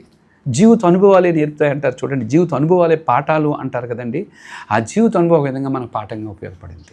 మరి మధ్యలో పిహెచ్డీ ఎప్పుడు చేశారు సార్? పిహెచ్డీ ఎప్పుడు చేశానంటే నేను డిగ్రీ లెక్చరర్ అయిపోయిన తర్వాత నేను పిహెచ్డీ చేయాల్సి వచ్చింది. అంటే అప్పటికి టీచర్గా మీరు ఎలిమెంటరీ టీచర్గా ఎంతకాలం చేశారు సార్? Just 1.5 year. ఆ తర్వాత మీరు మన ఎస్జిటి స్కూల్ అసిస్టెంట్ ఎగ్జామ్ రాశాను. 98లో స్కూల్ అసిస్టెంట్ ఎగ్జామ్ రాశాను. వడ్డాదిలో పనిచేశాను. అది 3.5 సంవత్సరాలు చేశాను 98 నుంచి. 2002లో మరలా ఏపీపీఎస్సీ జూనియర్ లెక్చరర్ పోస్టులు ఇచ్చింది. సో అది రాశాను. అది రాసి జూనియర్ లెక్చరర్గా సెలెక్ట్ అయ్యాను 2002లో. 2008లో మధ్యలో నాకు పెళ్ళి అయింది అనుకోండి 2002లో. 2008లో మళ్ళీ ఏపీపీఎస్సీ ద్వారా డిగ్రీ లెక్చరర్స్ పడ్డాయి. సో అప్పుడు డిగ్రీ లెక్చరర్ పోస్ట్ సెలెక్ట్ అయ్యాను. డిగ్రీ లెక్చరర్ సెలెక్ట్ అయ్యి మా మిస్సెస్ నేను కలిపి, తను పిహెచ్డీ చేసింది, నేను పిహెచ్డీ చేసాం, ఇద్దరం పిహెచ్డీ చేసాం ఇన్ సర్వీస్లో. ఇంట్లో చూసిన సంబంధమా సార్, లేకపోతే ఏమైనా ప్రేమ వివాహమా? కాదండి, నేను స్కూల్ అసిస్టెంట్గా వడ్డాదిలో పనిచేస్తున్నాను. మా వడ్డాది హై స్కూల్ పక్కనే జూనియర్ కాలేజ్ కూడా ఉంది. అక్కడ బాటనీ లెక్చరర్గా ఒక ఆమె వచ్చింది.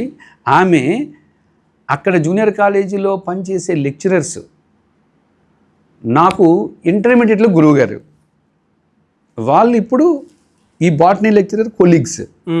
నా గురించి తెలియడం వల్ల ఆమెకు చెప్పారు, ఇంకా పక్కనే హై స్కూల్లో పలానా స్కూల్ అసిస్టెంట్ టీచర్ ఉన్నారు, మొన్న ఆయన కూడా జూనియర్ లెక్చరర్ సెలెక్ట్ అయ్యారు నీలాగే, సో ఆయన మంచి కుర్రవాడని మా లెక్చరర్ చెప్పడం వల్ల వివాహం చేసుకున్నాం. అంటే మా వివాహ సమయంలో తను బాటనీ లెక్చరరు, నేను ఎకనామిక్స్. అంటే పెద్దలు సంబంధాలు కుదిర్చిందా సార్ మీకు? అంటే గురువుల సంబంధాలు కుదర్చడం అంటే మీరు వాళ్ళ ఇంట్లో వాళ్ళతో మాట్లాడడం చేయడం, అలాగే మీ ఇంట్లో వాళ్ళతో మాట్లాడడం, లేకపోతే మీ ఇద్దరు మాట్లాడుకోవడం? కాదండి, లెక్చరర్సే మాట్లాడారు. ఎందుకంటే నాకు మా అమ్మే పెద్దది, మా ఇంట్లో పెద్దవాళ్ళు ఎవరూ లేరు, అంత సొంతంగా నిర్ణయాలు తీసుకునే అంత పెద్దవాళ్ళు ఎవరు మా ఇంట్లో లేరు. సో ఈ లెక్చరర్స్ చెప్పారు, మా ఇంగ్లీష్ లెక్చరరు, మా తెలుగు లెక్చరరు, పలానా వాళ్ళు ఉన్నారు, ఒకసారి చూడు అని. అంటే మీకు ఇంట్లో పెద్దవాళ్ళ కంటే కూడా మీ లెక్చరర్సే మీ జీవితంలో భాగం అయిపోయారు పూర్తిగా? అవునండి. అంటే మీకు మీ జీవితాన్ని మలుపు లెక్చరు. అండి. ఉద్యోగం రావడానికి, మీ వివాహానికి కూడా కారణం లెక్చరర్సే. సో అలా వారే దగ్గరుండి కుదిర్చి, వారే పెద్దలుగా వ్యవహరించి మా వివాహం చేశారు. ఆవిడ కూడా లెక్చరు. అప్పుడు పెళ్లి టైంలో జూనియర్ లెక్చరర్ ఆమె, మధ్యలో ఏసీటీఓ వచ్చి వెళ్ళిపోయింది. ఏసీటీఓ వచ్చి వెళ్ళింది కానీ ఇంకా అది తనకు నచ్చలేదు. మరలా ఎగ్జామ్ రాసుకొని డిగ్రీ కాలేజీ లెక్చరర్, మరలా మా ఇద్దరం కలిపి చదువుకున్నాం. మళ్ళీ ఇద్దరం డిగ్రీ కాలేజీ లెక్చరర్ ఒకసారి సెలెక్ట్ అయ్యి, తను డిగ్రీ లెక్చరరు, నేను డిగ్రీ లెక్చరర్. సాధారణంగా ప్లస్ మైనస్ ఉంటాయి సార్ ఎక్కడైనా, ఏ ఇంట్లో అయినా సరే. అంటే వైఫ్ ప్లస్ అవ్వచ్చు, ఇటు హస్బెండ్ మైనస్, అంటే ఆపోజిట్గా ఉంటాయి ఇప్పుడు కూడాను. అలా ఉంటేనే కలగలుపు ఉంటుంది ఆ కుటుంబం అనేది, మనం ఎక్కడ చూసినా అనుకోవచ్చు. అది ఒకే భావాలు, ఇద్దరు కూడా ఎడ్యుకేషన్ దాంట్లో నుంచే వచ్చారు ఇద్దరు కూడాను.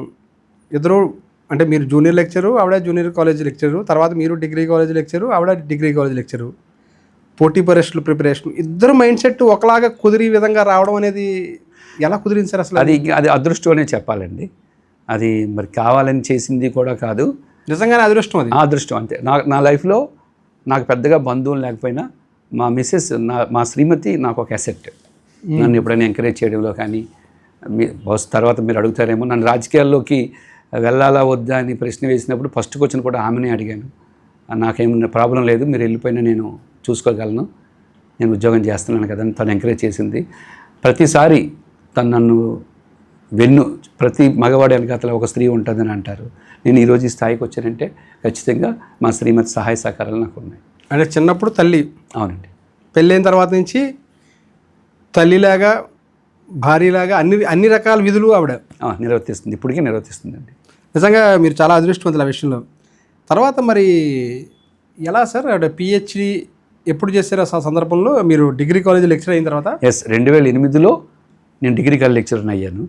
డిగ్రీ లెక్చరర్ అయ్యే టైంకి పిహెచ్డి ఉంటే ఫైనాన్షియల్గా చాలా బెనిఫిట్ అవుతుంది.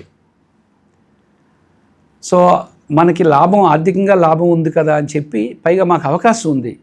డిగ్రీ లెక్చరర్కి 2 సంవత్సరాలు గవర్నమెంటే సెలవిచ్చి జీతం ఇచ్చి చేసుకోవడానికి యూజీసీ నిబంధనలు అనుమతిస్తాయి. అందులో భాగంగా మేము ఇద్దరం కూడా దాని బేస్లోనే ఇన్ సర్వీస్లో పిహెచ్డి చేసాం ఆంధ్ర యూనివర్సిటీలో. ఆవిడ బాటనీ, మీరు ఎకనామిక్స్. నేను ఎకనామిక్స్. మీరు ఎకనామిక్స్లో దేని మీద చేశారు సార్ పిహెచ్డి?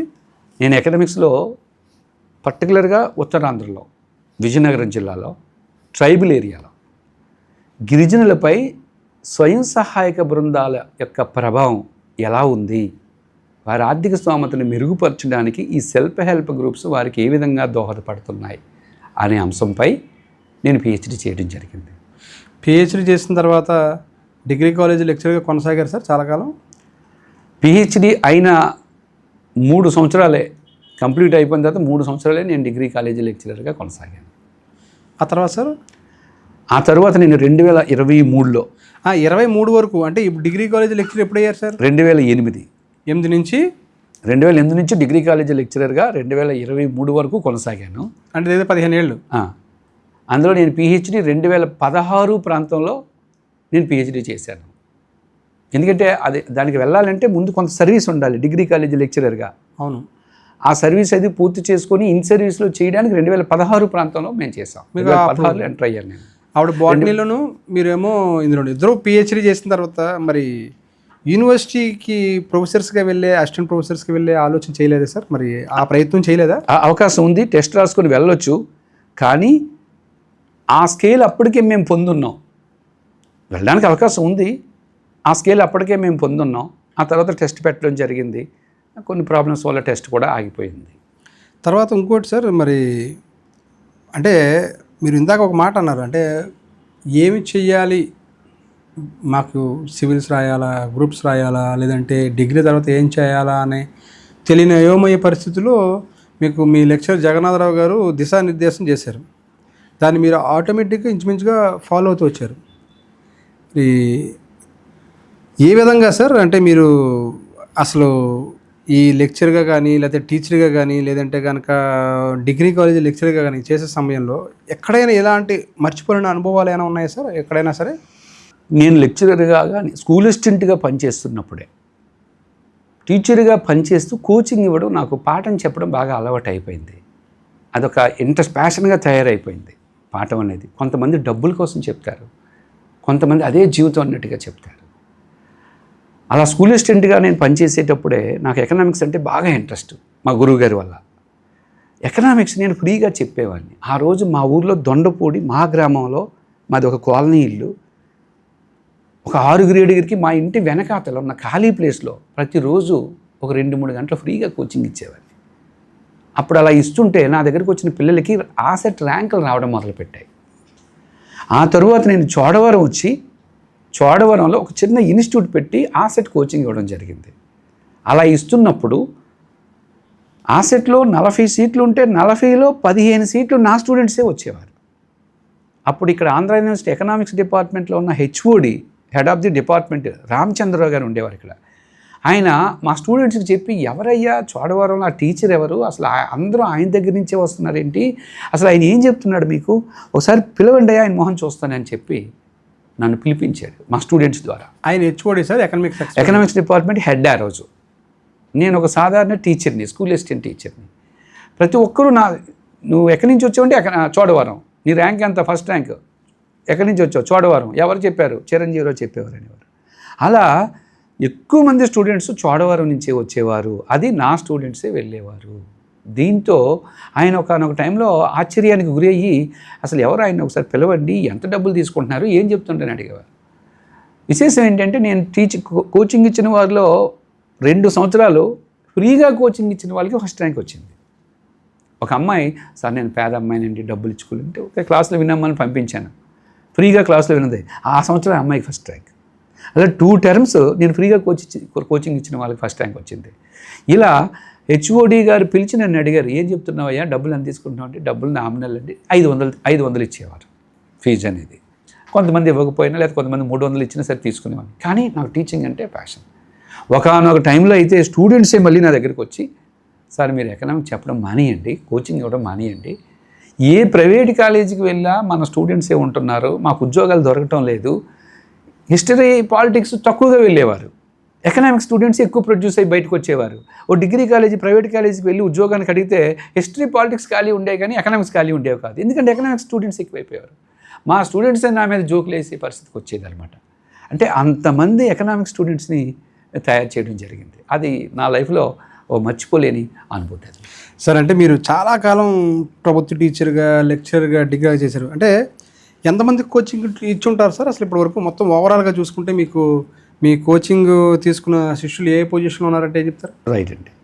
ఇలా ఒక పక్క పీజీ సెట్ ఇచ్చినప్పుడు నాకు వివాహం అయిన తర్వాత మా మిస్సెస్ నన్ను బాగా ఎంకరేజ్ చేసింది. నువ్వు క్లాసులు అవి బాగా చెప్తావు కదా. అప్పుడే ఏపీపీఎస్సీ గ్రూప్ 2లో సిలబస్ మార్చారు. ఎకానమీని ఒక పేపర్ పెట్టారు, 150 మార్కులు. గ్రూప్ 1 కూడా 150 మార్కులు. అంటే ఒక్కసారిగా ఎకానమీ పేపర్కి వెయిటేజ్ పెరిగింది. ఆ టైంలో నా ఫ్రెండ్స్, నా స్టూడెంట్స్ నా దగ్గరకు వచ్చి, ఎకానమీ చెప్పేవాళ్ళు ఎవరూ లేరు, నువ్వు కాంపిటేటివ్ ఎగ్జామ్స్లోకి ఎంటర్ అవ్వు, ఏపీపీఎస్సీ కోచింగ్ ఇస్తే బాగుంటుందని ఎంకరేజ్ చేశారు. మా మిస్సెస్ని అడిగాను, తప్పులేదు, నీ దగ్గర సబ్జెక్ట్ ఉంది కదా, నువ్వు చెప్పని చెప్పి మా మిస్సెస్ కూడా ఎంకరేజ్ చేసింది. అప్పుడు ఫస్ట్ టైం ఆంధ్ర యూనివర్సిటీలో ఒక క్లాస్ చెప్పితే పిల్లలు బాగా అట్రాక్ట్ అయ్యారు నా క్లాస్కి. ఇక్కడ హెచ్ఎస్బిసి దగ్గర ఒక బిల్డింగ్లో ఒక ఫ్లోర్ రెంట్కి తీసుకొని ఎకనామిక్స్ కోచింగ్ ఇచ్చాను.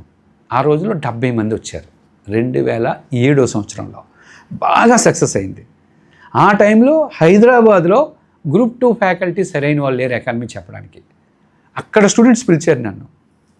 పిలవడం అంటే అక్కడ స్టూడెంట్స్ అక్కడ ఇన్స్టిట్యూట్ హెడ్లకు చెప్పారు, వైజాగ్లో ఇలా ఎకానమీ చిరంజీవి గారు ఉన్నారండి, ఎకానమీ బాగా చెప్తారని పిలిస్తే నన్ను ఫస్ట్ మేధ వాళ్ళు పిలిచారు. భవానీ శంకర్ అని గ్రూప్ 1 ఆఫీసర్, ఆయన మేధా కోచింగ్ సెంటర్ ఉండేది ఆయనకి. ఆయన నన్ను ఎకానమీ చెప్పమని ఫోన్ చేసి పిలిచారు ఆ రోజుల్లో 2007 సంవత్సరంలో.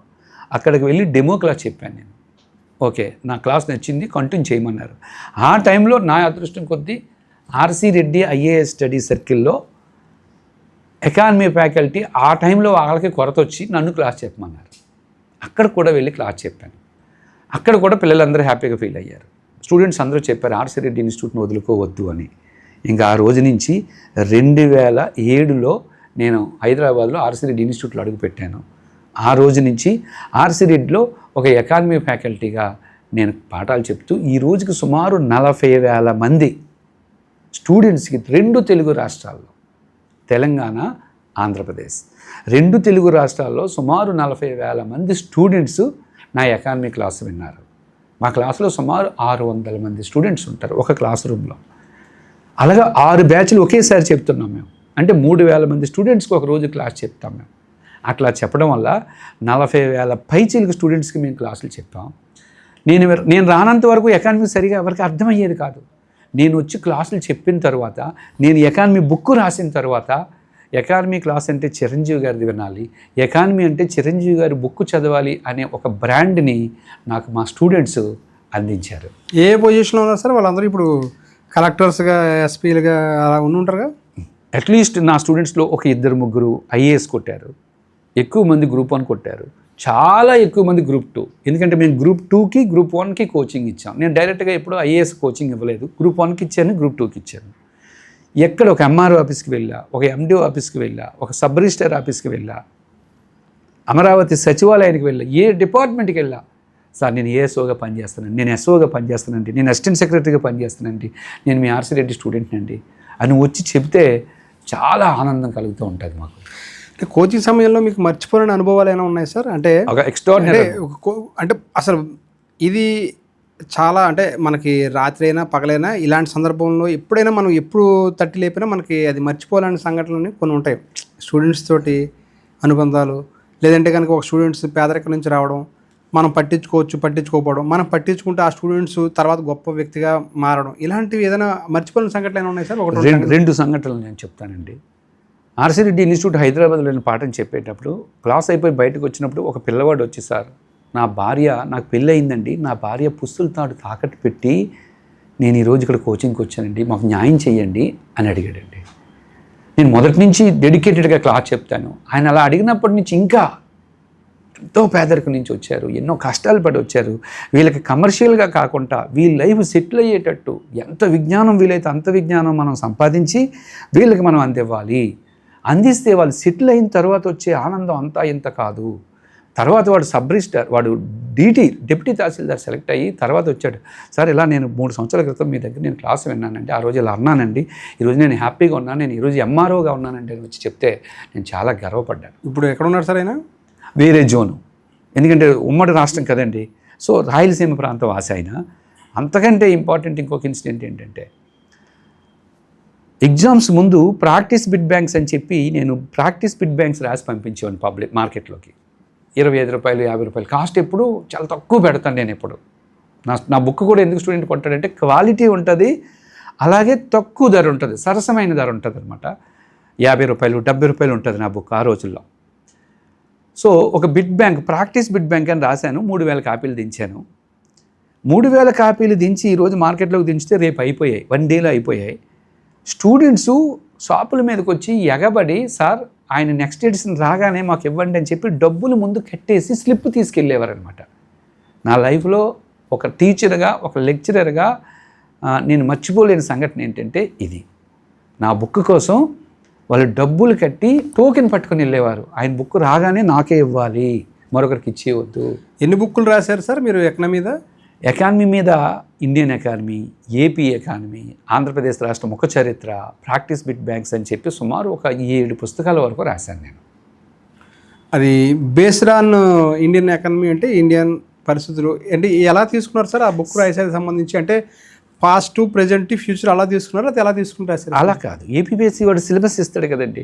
గ్రూప్ 2, గ్రూప్ 1 సిలబస్ ఇది, గ్రూప్ 2 సిలబస్ ఇది, ఆల్రెడీ వాడు సిలబస్ ఇచ్చేస్తాడు ఏపీపీఎస్సీ వాడు. ఆ సిలబస్ని బేస్ చేసుకుని మేము ఎకానమీ బుక్ రాస్తాం.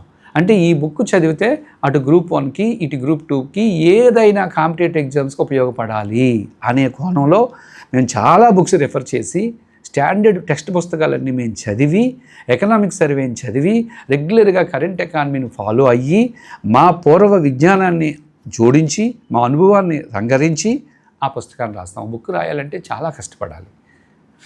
ఎన్ని రోజులు తీసుకున్నారు సార్ ఒక్కొక్క బుక్కి మీరు? అంటే డే 1 నేను బుక్ రాసేలేదు. హైదరాబాద్ వెళ్ళిన తర్వాత ఒక టాపిక్ ఒక బుక్ రాశాను ముందు. సపోజ్ జాతీయ ఆదాయం నా ఫస్ట్ బుక్. నేను ఇది కూడా మర్చిపోయిన లైఫ్లో. బుక్ కాస్ట్ 15 రూపాయలు. జాతీయ ఆదాయం పుస్తకాన్ని నేను రాశాను మొదట, 115 పేజీలు ఎంతో. దాని కాస్ట్ ఆ రోజుల్లో 15 రూపాయలు పెట్టాను. మీరు నమ్మండి మానేయండి, ఆ సంవత్సరం ఎగ్జామ్లో 18 బిట్లు ఆ బుక్ నుంచి వచ్చాయి. బుక్ ఖరీదు 15 రూపాయలు. ఆ బుక్లో నుంచి వచ్చిన ప్రశ్నలు, గ్రూప్ 2లో వచ్చిన ప్రశ్నలు 18. అది నా లైఫ్లో మర్చిపోలేని ఇంకొక సంఘటన. ఇక అప్పటి నుంచి ఏం చేశానంటే ఒక్కొక్క చాప్టర్ వైజ్ ఒక బుక్ రాయడం మొదలుపెట్టాను. జాతీయ ఆదాయానికి ఒక పుస్తకం, బ్యాంకింగ్కి ఒక పుస్తకం, ప్రణాళికలకి ఒక పుస్తకం, జనాభాకి ఒక పుస్తకం, సిలబస్లో ఎన్ని టాపిక్లు ఉన్నాయో అన్ని టాపిక్లకి అలా ఒక్కొక్క టాపిక్ ఒక బుక్ రాయడం మొదలుపెట్టాను. అది ఎప్పుడెప్పుడైతే సక్సెస్ అయిందో ఇక ఆ తర్వాత అవన్నీ కలిపి ఒక టెక్స్ట్ బుక్ రాయడం మొదలుపెట్టాను. కాబట్టి డే 1లో అయిపోయింది కాదు, అది 5-6 సంవత్సరాల నుంచి చాప్టర్ వైజ్ బుక్ రాస్తూ అదంతా కలిపి ఇండియన్ ఎకానమీకి బుక్గా రిలీజ్ చేశాను. మీరు ఇందాక అన్నారు మీరు రాసిన ఇండియన్ ఎకానమీ మీద దేని మీద రాస్తే మీరు ఒక 18 ప్రశ్నలు గ్రూప్ 2లోనో గ్రూప్ 1లోనో వచ్చాయన్నారు. అవును. ఆటోమేటిక్గా మీ మీద అసూయ, ద్వేషాలు పక్క వాళ్ళు కలుగుతాయి కదా సార్? అలాంటి ఫేస్ చేశారు ఎప్పుడైనా సరే? మిగతా స్టడీ సర్కిల్ నుంచి కానీ లేదంటే మిగతా వాటి నుంచి కానీ వస్తుంది ఏంటి, ఆయన దాంట్లోంచి 18 వచ్చాయంటే ఏపీపీఎస్సీ ఏం చేసిందో, ఇలాంటివి ఏదైనా ద్వేషాలు కానీ అసూయలు కానీ విమర్శలు కానీ ఏమైనా ఎదుర్కొన్నారు సార్ అసలు? అది అలా రావడానికి అవకాశం లేదు. ఎందుకంటే జాతీయ ఆదాయం అనే టాపిక్ నేను 115 పేజీల పుస్తకం రాశాను. జాతీయ ఆదాయానికి సంబంధించి ఇంచుమించు ఇండియాలో ఉన్న 10 పుస్తకాలు రెఫర్ చేసి నేను ఆ బుక్లో పెట్టేశాను. ఇక జాతీయ ఆదాయం నా బుక్ చదివితే ఇంక వేరే బుక్ చదవాల్సిన అవసరం లేదు. వాడు ప్రశ్న ఎక్కడి నుంచి ఇచ్చినా ఈ బుక్లో చుండి తీరాల్సిందే. ఎందుకంటే ఎంత నాలెడ్జ్ ఉందో అంతా నేను ఆ చాప్టర్లో పెట్టేశాను. పెట్టేశాను కాబట్టి ఇంకా బయట అంటే ఆ సమయం విమర్శలు ఎదుర్కోలేదా సార్? పక్క వాళ్ళ నుంచి ద్వేషాలు, ఈ అసూయలు ఇలాంటివి కూడా మొదలవుతాయి కదా. మీరు ఒక స్టేజ్కి వెళ్ళినప్పుడు ఎకనామిక్స్ లెక్చరర్గా, ఎకనమిస్ట్గా అటు ఆంధ్రప్రదేశ్, ఇప్పుడు అంటే ఉమ్మడి ఆంధ్రప్రదేశ్లో మీరు ఒక ఫెమిలియర్ అయిపోయిన తర్వాత మీకులాగే కోచింగ్ ఇచ్చి వాళ్ళ దగ్గర నుంచి ఎస్ ఇబ్బందులు ఎదుర్కొంటారుగా. అంటే ఈ కోచింగ్లో డైరెక్ట్ ఇబ్బందులు ఉండవు కానీ పరోక్ష విమర్శలు ఉంటాయండి. సపోజ్ మిగతా కోచింగ్ సెంటర్లో చెప్పేవాళ్ళు పలానా వాళ్ళు ఇన్ని రోజులు క్లాసులు చెప్తుంటారు, నేను ఎకానమీ చాలా ఎక్కువ క్లాసులు చెప్తాను అనమాట. సుమారు 6 నెలలు క్లాసులు చెప్తాను, 200-250 క్లాసులు చెప్తుంటారు. మిగతా వాళ్ళు 100-110 క్లాసులు క్లోజ్ చేసేస్తారు. వాళ్ళని ఏమనేవారంటే సో కొన్ని 6 నెలలు సంవత్సరం చెప్తూ ఉంటారు, డిప్లొమా కోర్సులకు చెప్తూ ఉంటారు అని విమర్శ వచ్చేది నా మీద. అంతేగాని చెప్పరనో లేకపోతే చెప్పలేరనో అలాంటి విమర్శ నా మీద ఎప్పుడు రాలేదండి. ఎక్కువ చెప్తారనే విమర్శ మాత్రం నా మీద వచ్చింది. సార్, సామాజికంగా మీరు ఒక పేదరికమైన చిన్న కుటుంబం నుంచి వచ్చి ఆ పేదరికం అంటే ఏంటో చూశారు. ఇవాళ సమాజంలో చదువుకి ప్రధానమైన అడ్డంకి పేదరికమే. అటువంటి పరిస్థితుల్లో నేను పేదరికం నుంచి వచ్చాను సార్, నా దగ్గర డబ్బులు లేవు, నేను చదువుకోవడానికి చాలా ఇంట్రెస్టెడ్గా ఉన్నాను అని ఎవరైనా మీకు వచ్చి మీకు మాట్లాడి మీ దగ్గర కోచింగ్ తీసుకుని మీకు గుర్తున్న సంఘటనలు ఉన్నాయి సార్? అలాంటివి ఒక స్పెసిఫిక్ సంఘటన 2-3 చెప్పండి సార్. సపోజ్ నేను హైదరాబాద్లో ఉన్నప్పుడు, సార్ నేను పేదవాడిని అండి, కొంచెం ఫీజు తగ్గించండి, ఇబ్బందుల్లో ఉన్నాండి అని నా దగ్గరికి వచ్చేవారు. అలాంటి అప్లికేషన్స్ మేము తీసుకొని మా సంస్థ డైరెక్టర్ గారికి, సార్ ఇగో ఈ పిల్లవాడు పేదవాడండి అని చెప్పి మేము రెఫర్ చేస్తే ఆ సంస్థ డైరెక్టర్ 3,000-4,000 తగ్గించేవారు. ఈ పిల్లవాడికి చెప్తే ఓకే హ్యాపీగా ఫీల్ అయ్యేవాడు. ఇంకో కొంతమంది నేను అది కూడా కట్టలేనండి అంటే సగానికి తగ్గించిన సందర్భాలు ఉన్నాయి. ఒకరిద్దరు మాత్రం సార్ అసలు వీడు చాలా కఠిన పేదరికంలో ఉన్నాడండి, అనాథాశ్రయంలో ఉన్నాడండి, ఇది పర్సెంట్ పోలండి మేస్టర్ పంపించండి, నేను స్లిప్ రాసేస్తాను పంపించండి ఫ్రీగా అనేవారు. అంటే అలాంటి పరిస్థితులు మీ దగ్గరకు వచ్చి ఇవాళ గొప్ప స్థాయిలో ఉన్నవాళ్ళు ఎవరైనా గుర్తున్నారు సార్ మీకు? నాకు గుర్తు అయితే లేదు, కానీ అలా వచ్చి హైదరాబాద్లో ఉన్నప్పుడు 4-5 సహాయం డైరెక్ట్గా పొందారు. యాక్చువల్గా హైదరాబాద్లో నేను 10 సంవత్సరాలు పనిచేసి నాకు బ్యాక్ బోను, స్పాండలైటిస్ ఇలాంటి హెల్త్ ప్రాబ్లమ్స్ వస్తున్నాయని చెప్పి తిరిగి వైజాగ్ వచ్చేసాను నేను, హైదరాబాద్ని విడిచిపెట్టేసి. చాలామంది అనేవారు హైదరాబాద్ మార్కెట్ వదిలేసి ఇక్కడికి వచ్చేవద్దని, అయినా హెల్త్ ఇంపార్టెంట్ అని వచ్చేసాను. నేను ఇక్కడికి వచ్చేసానని చెప్పి RC Reddy IAS study circle వారే విశాఖపట్నం వచ్చి విశాఖపట్నంలో ఒక బ్రాంచ్ పెట్టి నన్ను చూసుకోమన్నారు ఇక్కడ. సో ఇక్కడికి వచ్చిన తర్వాత నా హెల్పింగ్ హ్యాండ్ అనేది బాగా పెరిగింది. ఎందుకంటే ఇక్కడికి వచ్చిన తర్వాత అందరూ ఉత్తరాంధ్రలో వాసులు ఎక్కువ వస్తారు, శ్రీకాకుళం, విజయనగరంలో ఎక్కువ మంది పేదవాళ్ళు ఉంటారు. ఒక బ్యాచ్కి కనీసం 150. హైదరాబాద్లో ఉన్నప్పుడు 5-10 నా దగ్గర సహాయం చేయమని వచ్చేవారు, 5 మంది 10 మంది వచ్చేవారు. ఇక్కడికి వచ్చిన తర్వాత ప్రతి బ్యాచ్కి కనీసం 150 మంది నా దగ్గరకు వచ్చేవారు, సార్ నేను పేదరికంలో ఉన్నానండి సహాయం చేయడానికి. ఇలా నేను సహాయం చేసేవాడిని. ఇలా సహాయం పొంది ఈరోజు ఎంఆర్ఓ, డిటిఓగా కానీ, ఎంఆర్ఓగా కానీ, సబ్ రిజిస్ట్రార్గా కానీ, అసిస్టెంట్ స్టాటికల్ ఆఫీసర్గా కానీ, అసిస్టెంట్ కమర్షియల్ ట్యాక్స్ ఆఫీసర్గా కానీ విభిన్న రంగాల్లో ఈరోజు పనిచేస్తున్నారు నా నుంచి సహాయం పొంది. ఒకవైపున మీరేమో టీచరు, డిగ్రీ కాలేజీలో లెక్చరు, ఇది చూస్తే కోచింగ్ ఎలాగ కుదిరింది సార్? అది చేయడానికి అవకాశం ఉందా? అలా చేయొచ్చు అసలు ఎట్లాగైతేను? యాక్చువల్గా అయితే రెండు ఒకేసారి చేయలేము. అందుకే నేను హైదరాబాద్లో క్లాస్ చెప్పినన్ని రోజులు సెలవు పెట్టుకున్నాను. ఆ తర్వాత వైజాగ్ వచ్చేసాను. వైజాగ్ వచ్చినప్పుడు ఉదయం కాలేజీకి ముందు, సాయంత్రం కాలేజీ తర్వాత క్లాస్ చెప్పేవాడిని. ఆ తర్వాత ఈ 2 మేనేజ్ చేయలేకపోయాను. హైదరాబాద్లో కష్టమైంది, ఇక్కడికి వచ్చిన తర్వాత ఎందుకంటే కాలేజీ ఒక పూటే ఉంటుంది. సపోజ్ డిగ్రీ కాలేజీ వైజాగ్లో పనిచేసినప్పుడు లేదా సబ్బవరంలో నేను పనిచేసినప్పుడు ఒక పూట ఉంటుంది కాలేజీ. అంటే ఉదయం కానీ సాయంత్రం కానీ, ఉదయం కాలేజీ ఉంటే సాయంత్రం క్లాస్ చెప్పేవాడిని, సాయంత్రం కాలేజీ ఉంటే ఉదయం క్లాస్ చెప్పేవాడిని. సరే, ఈ కారణం చేతనా మిమ్మల్ని ఎకనమీ చిరంజీవి గారు అనేది ఉత్తరాంధ్రలో ఒక ముద్ర పడిపోయింది, రాష్ట్రంలోనూ అదే ముద్ర? రైట్ అండి. నా నుంచి డైరెక్ట్గా కోచింగ్ తీసుకున్న వాళ్ళు 40,000 మంది ఉంటారు. వీళ్ళందరూ చిరంజీవి అని, నా ఇంటి పేరు తెలీదు, ఎకానమీ చెప్పే చిరంజీవి అని వాళ్ళ మైండ్లో ఫిక్స్డ్. కోచింగ్కి రాకుండా నా బుక్ సంవత్సరానికి కనీసం 25,000 పుస్తకాలు సేల్ అవుతాయి పెర్ ఇయర్. ఇప్పుడు 7 ఎడిషన్లు రిలీజ్ చేశాను నేను. సియా అవార్డు రిలీజ్ చేశాడు నా బుక్ని. 7 ఎడిషన్లు రిలీజ్ అయ్యేప్పటికి ఒక్కొక్క ఎడిషన్ యావరేజ్గా చూసుకున్నా 25,000 చొప్పున చూసుకుంటే 150,000 పుస్తకాలు.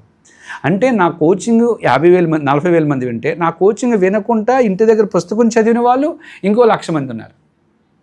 అంటే 2 రాష్ట్రాల్లోనూ ఎకానమీ చదివే వాళ్ళు, గ్రూప్ 1 చదివినా, గ్రూప్ 2 చదివినా, చివరికి తెలుగు మీడియంలో సివిల్ సర్వీస్ చదివినా సరే నా బుక్కే చదువుతూ ఉంటారు. అంటే అంత స్టాండర్డ్గా ఉంటుంది నా బుక్. అందుకే 150,000 మంది స్టూడెంట్స్ ఉండడం వల్ల కొంతమందికి ఎన్నికల్లో పోటీ చేసేది ఎకానమీ చిరంజీవి అని కూడా తెలియలేదు. నేను గెలిచిన తర్వాత చెప్పారు, సార్ మీరేనా పోటీ చేసింది అని. ఎందుకంటే నేను ఎకానమీ చిరంజీవిగా బ్రాండ్ అయ్యాను కాబట్టి.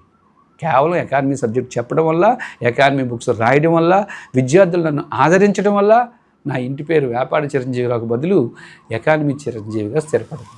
వేపాడ చిరంజీవిరావు, డాక్టర్ వేపాడ చిరంజీవిరావు, లేదంటే కనుక ఎకానమీ చిరంజీవిరావు, ఈ రెండిట్లో ఏదంటే ఇష్టం సార్ మీకు బాగా? మంచి ప్రశ్న వేశారు. ఎప్పుడూ ఎకానమీ చిరంజీవి అనేది ఎవర్గ్రీన్, అది ఎవర్గ్రీన్ ఎప్పుడూ ఉంటుంది అది. ఎందుకంటే ఒక సబ్జెక్టు మన ఇంటి పేరుని మార్చేసేసిందంటే మరి ఇంకా అంతకంటే ఒక టీచర్గా గర్వపడడానికి ఏముంటుంది. ఎందుకంటే ఆర్ట్స్లో కష్టమైన సబ్జెక్టు ఎకానమీ, సైన్స్లో ఫిజిక్స్ ఎలా కష్టమైందో ఆర్ట్స్లో ఎకానమీ అంత కష్టమైంది. నా సబ్జెక్ట్ అయిన ప్రతి ఒక్కరూ చాలా ఈజీగా చెప్తారండి. మీ దగ్గరికి రాకముందు నాకు ఎకానమీ అర్థమయ్యేది కాదండి, నేను ఇప్పుడు ఎకానమీ చెప్పే స్థాయికి వెళ్ళిపోయానండి. లేదా మీ దగ్గర క్లాస్ విని నా గ్రూప్ 1లో టాపర్నండి, గ్రూప్ 2లో నేను టాపర్నండి. ఎప్పుడు group 1, 2 toppers, economy paper toppers maximum నా క్లాసు విన్న వాళ్ళు కానీ నా బుక్ చదివిన వాళ్ళు కానీ వస్తూ ఉంటుంది. అది నిజంగా నేను గర్వపడతాను. కాబట్టి ఎకానమీ చిరంజీవి అని చెప్పుకోవడానికి నేను నిజంగానే గర్వపడతాను.